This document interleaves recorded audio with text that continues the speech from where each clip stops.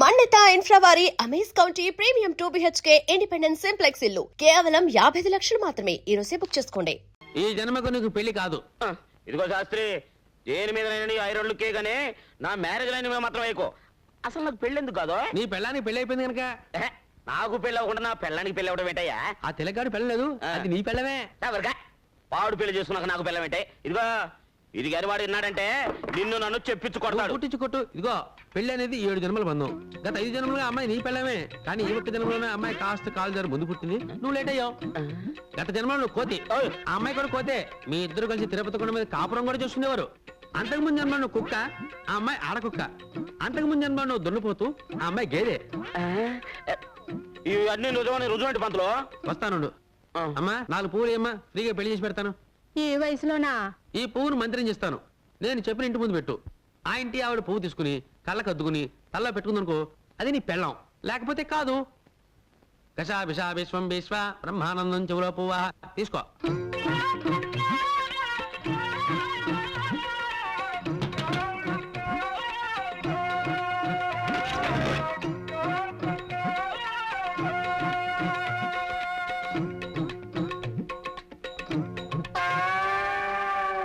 చూసావా?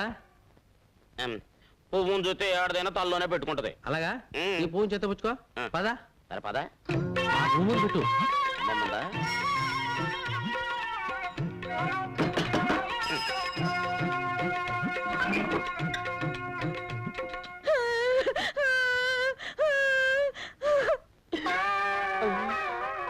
అవునయ్యో, నువ్వు చెప్పినట్టు నిజమే జరిగింది.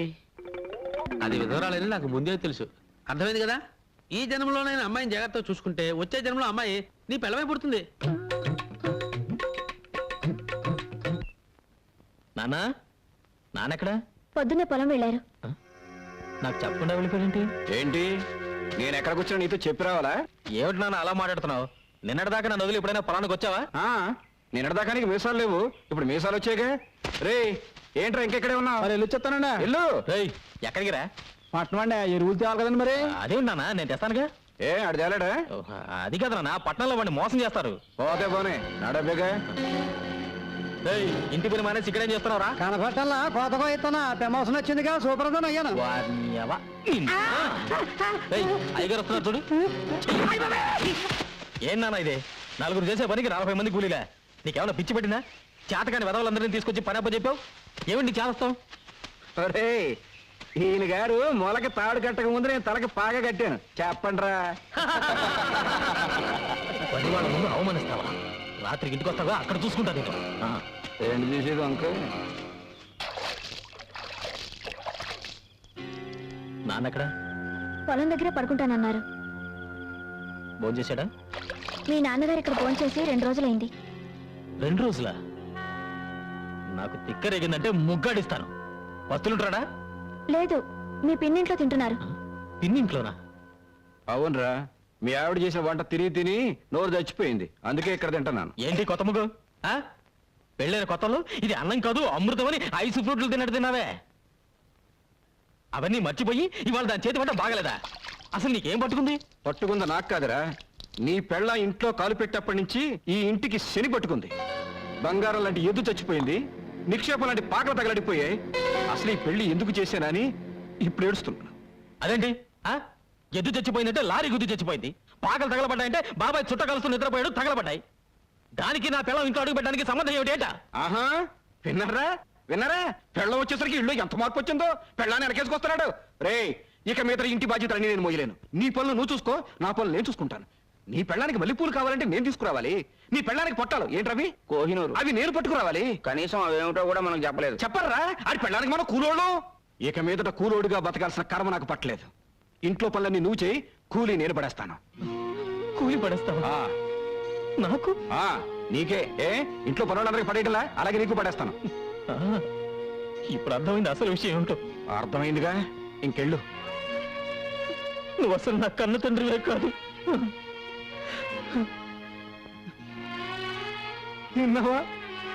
విన్నావా ఏమన్నాడు? వాడు సుఖంగా ఉండాలని ఉందా లేదా?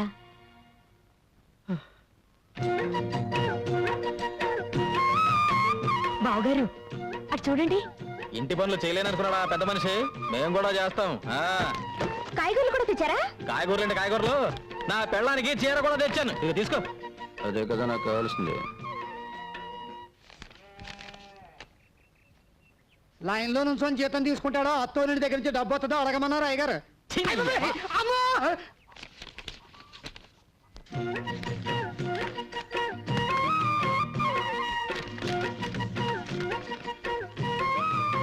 ఏంటి 300 తగ్గిస్తున్నావు? నీ పెళ్ళానికి చీర కొన సొమ్ము ఎవడబ్బ సొమ్ము? నా అబ్బ సొమ్ము. దిక్కుమల్లి మంచం అని నాకు ఈ దిక్కుమల్లి మంచం పడేశారు. ఆవిడ మాత్రం నా పట్టి మంచం మీద కొనుక్కుతున్నారు. ఏంటి ఆ ముసలాయన నసుగుతున్నాడు? పట్టె మంచం కావాలంట. ఏం శోభన వద్దా? అది నా శోభన నాటి మంచం. ఎవడ సుఖం వాడు చూసుకుంటే సరిపోదు. ఏయ్, ఏంటి కొనుక్కుతున్నావు? గొడుగుడేంటి గొడుగుడు? నా మంచం నాకు పడేస్తే ఎవడ గొడుగుడు ఎవరికే ఉండదు. ఎవరికి కావాలని ఏదో మంచం తీసుకో. రేయ్ గోపి, ఇలా రా. సిగ్గులేదు? ఈ వయసులో కూడా పట్టే మంచాలు సోకులు కావాల్సి వచ్చాయి. హ! బాగా నెగడదని పడుకో. పడుకో. పెద్దడయ్యే కొద్దీ బుద్ధి చిన్నదైపోతుంది. ఏమిటి బావగారు, మంచం దగ్గర కూడా పేచి పెడుతున్నారు? లేదమ్మా, మంచం ఇరుకైతే ఇద్దరు దగ్గరవుతారని. నేను కింద పడుకోనా? ముగ్గేం కాదు, పక్కన పడుకో.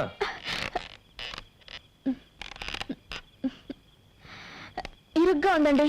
ఏం లేదు, మీరు చేసి పడుకో.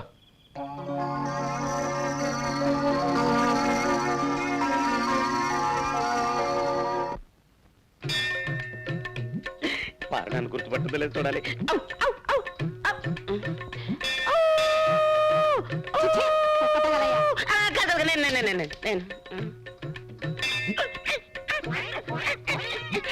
గుర్తొచ్చిందా?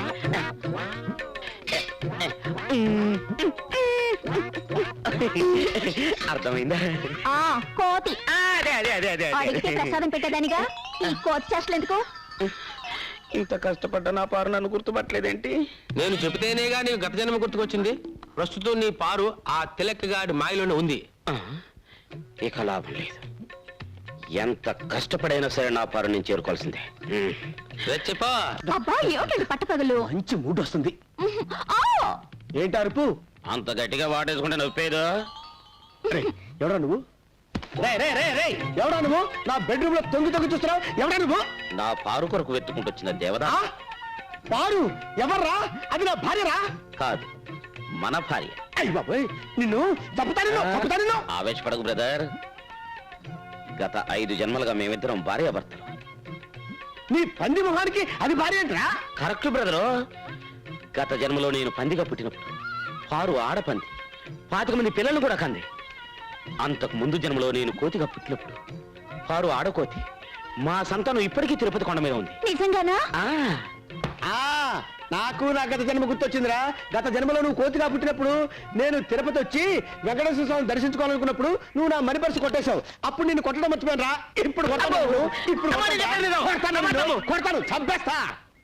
మళ్ళీ గత జన్మంటూ గాడిద గుడ్డంటూ ఇంట్లో అడుగు పెట్టే పాతేస్తాను రాజకీయాలు. ఏమండి, ఆయన చెప్పేదంతా నిజమేనండి? ఏంటో నిజం? గాడిద గుడ్డు. ఈ సంవత్సరం ప్రియా ఫెర్టిలైజర్స్ కి రెట్టింపు లాభాలు వచ్చాయమ్మా. అంతా మా ప్రియ అదృష్టం.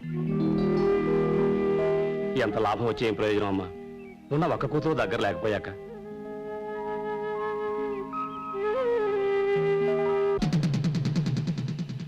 అయ్యగారు, చిన్నయ్య గారు కోపంగా వస్తున్నారండి. మీరు చెప్పారని సైకిల్ లాక్కున్నానుగా కొట్టానికి వస్తున్నారేమోనండి. పోరా అవుతాయి నాన్న. అరిటాకు లాంటి మనం 2 పాయలుగా చీలిపోయాం. గంధపు చెక్క లాంటి నువ్వు గంధక ముక్కలా మంటలు కక్కుతున్నావు. దీనికి కారణం ఏమిటని 2 రోజులుగా ఆలోచించాను. నువ్వు చెప్పింది నిజమేనా? ఏంటి? కోడలు ఇంట్లో అడుగు పెట్టిన తర్వాతే మన ఇద్దరి మధ్య గొడవలు వచ్చాయి. అందుకే దాన్ని పుట్టింటికి పంపించేస్తాను. సరేనా? ఇందులో అమ్మాయి తప్పే ఉందిరా పుట్టింటికి పంపించడానికి. నాన్న, అయినా గొడవ వచ్చింది నీకు నాకు మధ్య. మీ మొగుడు పెళ్ళాలి కూడా నాకెందుకు? అవు నాతో మాట్లాడుతున్నావు ఏంటి? నాతో మాట్లాడుతున్నానుగా. వద్దు, అసలు నీ ముఖం కూడా నాకు చూపించొద్దు. వెళ్ళు ఎక్కడి నుంచి.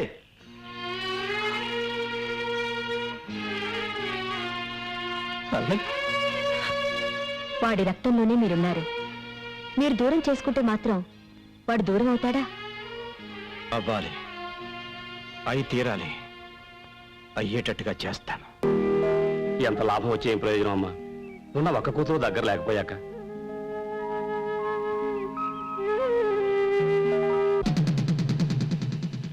అయ్యగారు చిన్నయ్య గారు కోపంగా వస్తున్నారండి. మీరు చెప్పారని సైకిల్ లాక్కున్నానుగా కొట్టానికి వస్తున్నారేమోనండి. పోరా అవతల. నాన్న, అరిటాకు లాంటి మనం రెండు పాయలుగా చీలిపోయాం.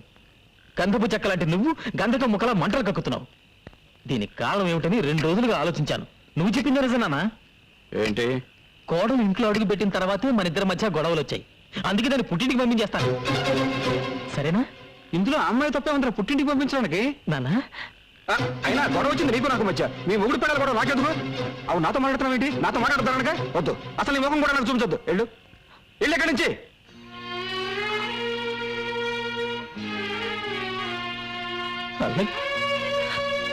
వాడి రక్తంలోనే మీరున్నారు.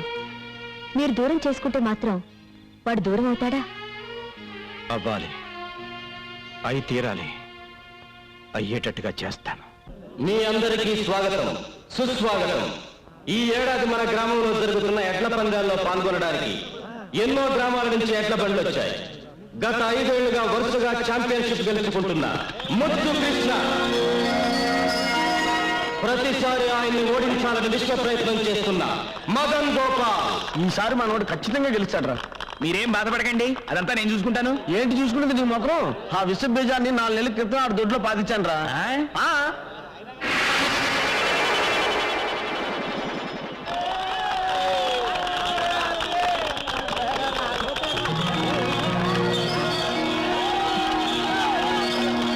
ఒక గొప్ప శుభవార్త. 20 ఏళ్ల క్రితం ఎక్కడ ఈ పందేలు జరిగిన ఛాంపియన్ కప్ గెలుచుకునే శ్రీ దశరథ రామయ్య గారు మళ్ళీ 2 ఏళ్ల తర్వాత పోటీల్లో పాల్గొనటం ఎంతో ఆనందదాయకమైన విషయం. 20 ఏళ్ల తర్వాత మళ్ళీ ఈ సింహం పోటీలో పాల్గొంటుందంటే మీరిచ్చే వెండి కప్పు కోసమో బహుమతి డబ్బుల కోసమో కాదు. మా అన్నయ్య ఓడిపోతే తన ఆస్తి మొత్తం రాసిచ్చేస్తాడు. అలాగాక మా అన్నయ్య గెలిచి ఎవరు ఓడిపోయినా ఊరోజు శాశ్వతంగా వెళ్ళిపోవాలి.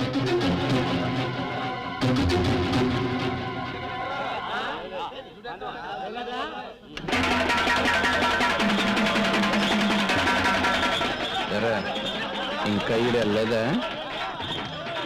పందెం వేసింది దశరథ రామయ్య అయితే ఈ పందెంలో గెలుపు ఆయన కొడుకు ముద్దు కృష్ణది.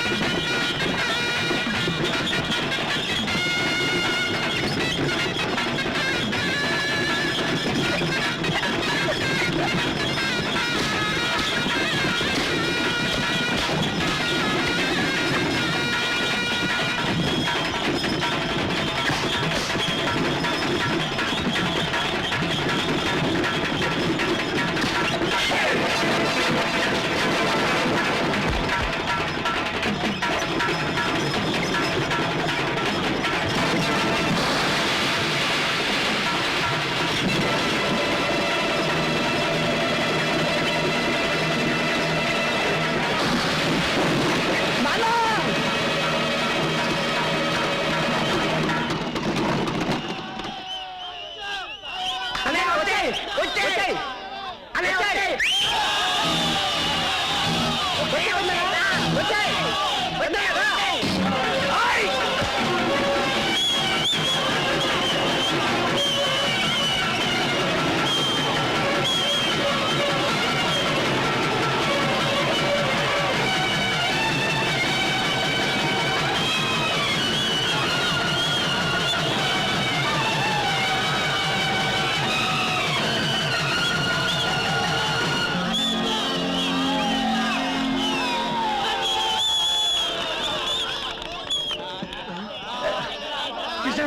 కృష్ణ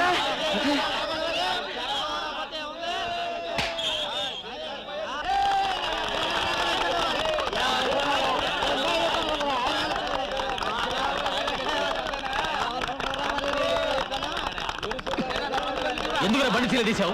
ఎవరా తీమని చెప్పింది? మీ నాన్నగారే చెప్పారండి.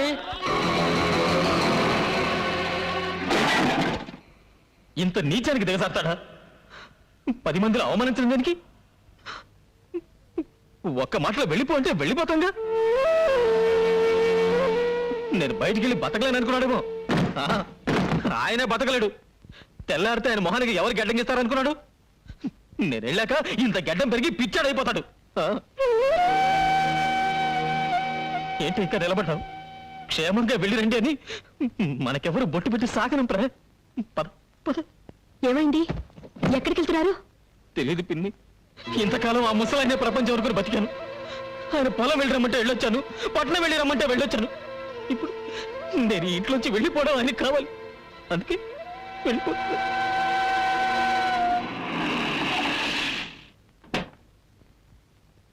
అమ్మగారు మిమ్మల్ని ఇద్దరిని తీసుకురమ్మన్నారమ్మా.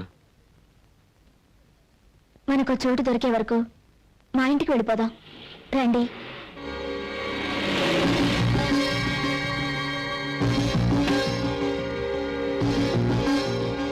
కోడలి కోసం తన కొడుకునే దూరం చేసుకున్న ఆ తండ్రి మంచితనాన్ని అపార్థం చేసుకోకమ్మా. ఈ కోడలమ్మ కోసమే తోడు నీడ ఆశలే వేడకుంటే దారి లేదని ఆ తూరు పిల్టి పొద్దు పడుపు పడమటిల్టి కళ్ళకుంటే ఎన్నెలమ్మ ఆడలేదని ఇది కన్నోళ్లకు కన్నీళ్లకు కడుపు కోత ఇంతేనని ఏదేమైనా ఇద్దరి ప్రేమ ఆదర్శం కావాలని 5 జన్మలుగా తలుపులు గడి పెళ్ళామంట. అట్టగా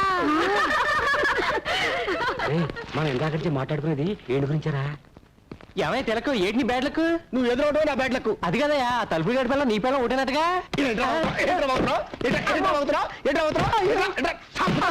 అమ్మా ఇదిగో 100 చేతులు కట్టవా.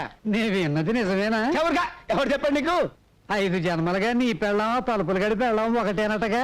ఎవరు చెప్పాడా నీకు? ఈ జన్మలు కూడా నీకెందుకు చేతులు కట్టమంటే పిచ్చ పిచ్చగా ఉందా? చెప్పండి, అర్జెంట్ గా మీతో ప్రైవేట్ గా ఆ మాట్లాడాలి. విషయం కాదు కదా. ఛా, నీకు నాకు ఒకటే పెళ్ళం అనే సినిమా మీరు మన థియేటర్లో వేసినప్పుడే నాకు డౌట్ వచ్చింది.